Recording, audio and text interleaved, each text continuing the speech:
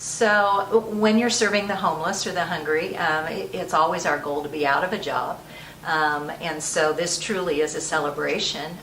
We know that because Scripture tells us the poor will always be with us, that there will always be a need, but it's nice to know that this continuum of care work is being successful for our community and that those numbers are dropping. So the Mount at Catholic Charities, a family enrichment complex, opened in October of 2015.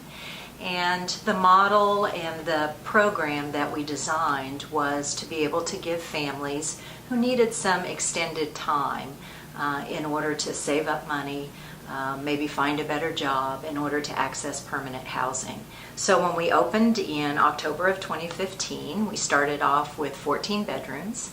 And we eventually grew that to 38 bedrooms. And a little less than a year ago, about this same time last year actually, we were at capacity at the Mount and things were going well. We were transitioning people out of the Mount into permanent housing, and that was just so joyful to be able to provide that for the families that we were serving.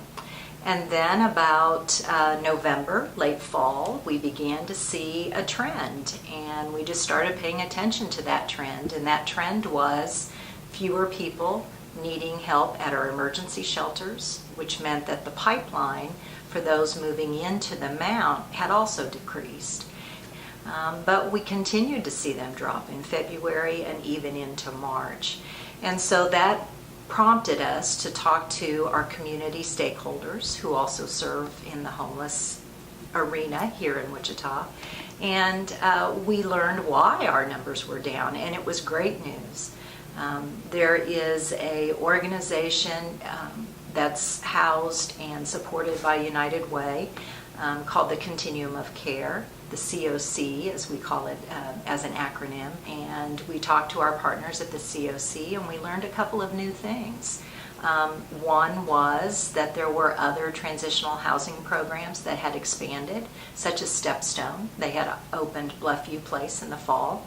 We also learned about some changes with the Salvation Army program, the Union Rescue Mission program, that also prompted those numbers to drop. And then one of the most exciting things for our community is Section 8 vouchers. So those are assistance for low-income individuals and families in our community to be able to access affordable housing. And then there was also 3 programs that are federally funded that came to our community called Rapid Rehousing. That 38-bedroom capacity, pretty soon we saw that we were only filling anywhere from 7 to 10 bedrooms. So that really showed us that the program, although there was a need back 3 or 4 years ago, the need was not nearly as great. Probably the biggest success is that we served 531 adults and children in the program. More than 70% of those served by the program exited into permanent housing. That's a great success rate.